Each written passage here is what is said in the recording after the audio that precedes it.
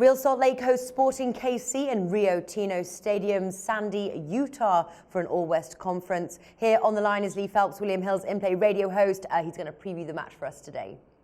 Now, Salt Lake are just 4 points above last place, so they've got to use their home advantage and win this match. And with Sporting KC having only one on the road, can they do it? Yeah, I looked at this and I thought this looks quite easy with Kansas available at a pretty tempting price. And I thought, well, let me just have a look a little bit deeper at this game. And one thing that stood out was Real Salt Lake, not great. Not great at all. But that last game they played in was a cup win in the US Open Cup. They beat the top team in the West Division, Seattle, beat them 2-1. Now, I looked into the game, there's a few dodgy refereeing decisions, but it's still a win. It's the 5th win of the season in all competitions.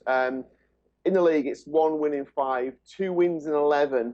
They built their 2014 season on their home form, Real Salt Lake. It's just not really happened this time round. Too many draws, not enough goals in front of the home fans. You mentioned Kansas. They've built their season on home form. They've moved into 3rd spot. That's largely because they've had a run where 4 of the last 6 games have been at home, and they've won them all. I think so. They've been doing really well at home, winning the cup as well at home. As you rightly say, that away form worries me a little. Now, they draw a lot of games, don't they? I think they've drawn the last 3 away from home. One of those was at Seattle as well in the league. So, Seattle probably, you could argue maybe they took the foot off the pedal in the cup against Real Salt Lake. But in the league, they would have been going for it. So, I think, KC have proved that they can go away to the best team in the division as it stands at the minute and get a point. I think they'll probably try and do the same. They look like a team who are happy to go away and try and get a point and gather all their points at home. And there's nothing wrong with that. That's what a lot of teams would love to do. I think this could be a tighter game. And I'm looking at the draw of the three on the outrights.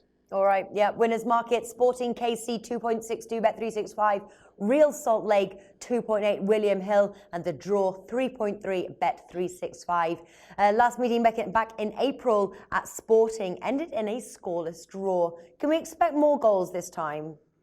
Maybe not. I wouldn't be surprised, but I mean, I wouldn't go for the scoreless draw personally, but I mean, I was looking at the under 2.5 goals. Bit short, to be honest with you. Yeah, 1.7 there, Bet365. Yeah, it's not really my kind of price, that. But I think what I'd probably do is, if you wanted to go for the draw, is take the draw. But I don't see this being a 3-3. So, I think if you're going to have the draw, you may as well just go for the draw at under 2.5. And that's going to bump you up to like maybe the 3.75 mark, a bit bigger than might even creep up towards the 4.0 mark for the draw and under 2.5. Because I'd be amazed if this was 2-2 or 3-3. I think you're going to get a 0-0 or a 1-1. If we get the draw right, that is, obviously. So my main bet would be the draw and under 2.5 goals. All right, wonderful. Lee Phelps, thank you for joining us. Okay.